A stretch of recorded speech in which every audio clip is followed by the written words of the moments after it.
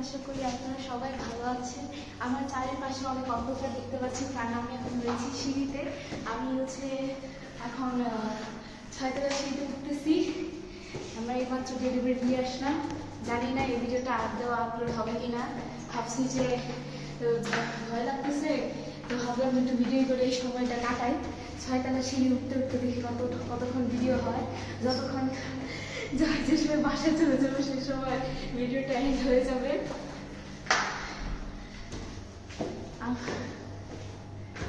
আমরা কি বলে, আমাদের সিঁড়িতে যাওয়া লাগতো না, আমরা লিফট দিয়ে যেতাম। তবে আমার ভাইয়ের একটা বলদামের জন্যে আমাদের সিঁড়ি চুজ করা লাগছে। আমাদের প্রোডাক্টে আইটেম ছিল 4টা, আমার ভাই বলছে 3টা। অ্যাট দি লাস্ট মোমেন্ট আরেকটা আইটেম লেট করে বানাতে লাগছে, দ্যাটস ওয়াই দেরি হয়ে গেছে, লিফট অফ হয়ে গেছে, আমাদের সিঁড়িতে উঠানো করা লাগছে। আমার ভাইয়ের কোম্পানি দেওয়ার জন্য আমি আসছি, নাহলে আমি আসতাম না। আমি বাসায় বসে ডাইনিং টেবিল গুছানো নামে সোফায় শুয়ে থাকতাম।